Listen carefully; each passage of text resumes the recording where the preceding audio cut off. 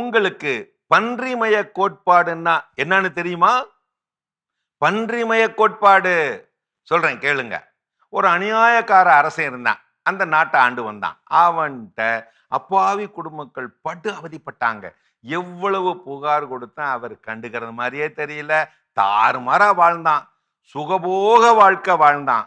மக்களை அணுவணுவா சித்திர பண்ணி அவதிப்படுத்துறதுல முன்னேறிக்கிட்டே போனான்.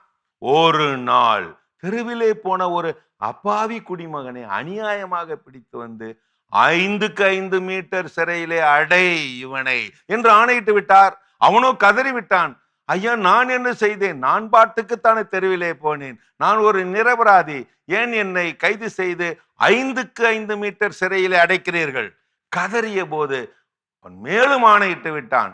இவனை 5க்கு 5 மீட்டர் அறையில் அல்ல, 3க்கு 3 சதுர மீட்டர் அறையிலே அடைத்து வையுங்கள், கிடந்தே சாகட்டும்.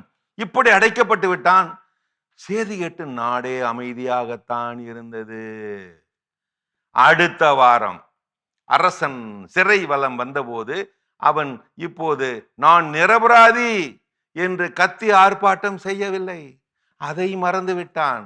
மறந்துவிட்டு, அரசே, இந்த 3க்கு 3 சதுர அடியிலே நான் எப்படி உண்ணுவது, உறங்குவது, அமர்ந்து கொண்டே உறங்குவதா?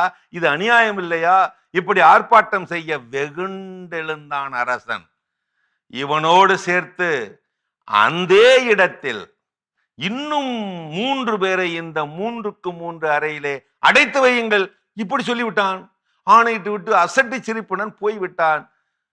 அவ்வாறே செய்யப்பட்டது. செய்தி கேட்டு நாடே அமைதியாகத்தான் இருந்தது. 2 வாரங்களுக்கு பிறகு ஒரு நாள் அரசன் சிறை வலம் வந்தபோது இப்போது 4 பேரும் நாங்கள் 4 பேரும் நிரபராதிகள் தானே என்று கேட்க மறந்து இப்படி கூச்சலிட்டார்கள். இந்த சின்ன இடத்திலே 4 பேரா? 3க்கு 3 சதுர அடியிலே நாங்கள் 4 பேரா? நாங்கள் மூச்சு திணறி செத்து கொண்டிருக்கிறோம் அரசே, இது அநியாயம் இல்லையா என்று கத்தி கதறி ஆர்ப்பாட்டம் செய்ய சினந்தெழுந்தான் அரசன். இந்த 4 பேரோட ஒரு சாக்கடை பன்றியையும் போட்டு அடைத்து விடுங்கள் இப்படி ஆணையிட்டு விட்டு ஆக்ரோஷத்துடன் அங்கிருந்து அகன்று விட்டான். அவ்வாறே செய்யப்பட்டது. இப்போது அந்த 3க்கு 3 சதுர அடியில் 4 பேரும் ஒரு சாக்கடை பன்றியும். திங்க தூங்க தாங்குமா அந்த இடம்? செய்தி கேட்டு நாடே அமைதியாகத்தான் இருந்தது.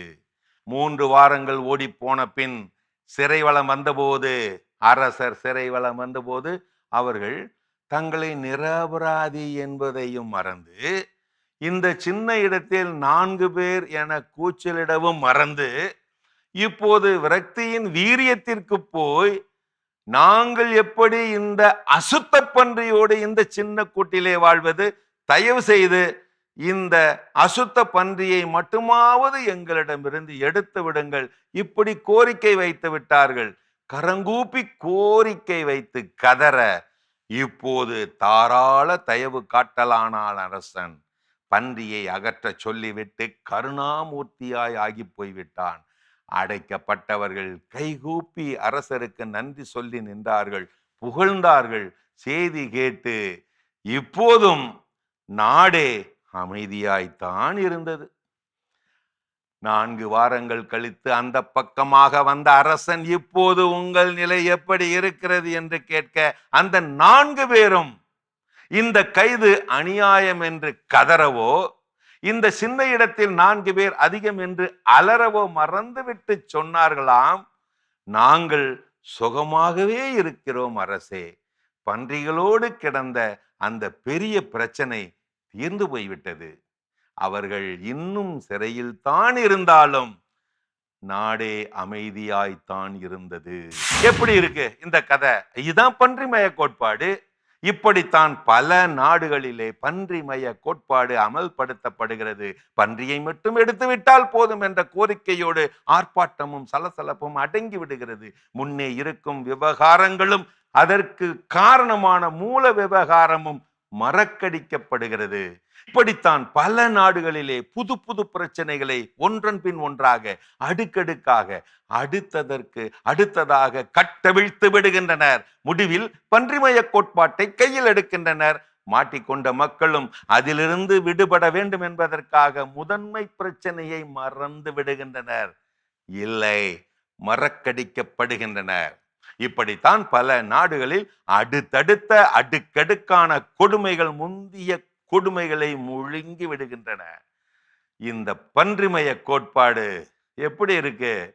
சரி, உங்களுக்கு ஏதாவது சுரீர்னு மனசுல தைக்குதா?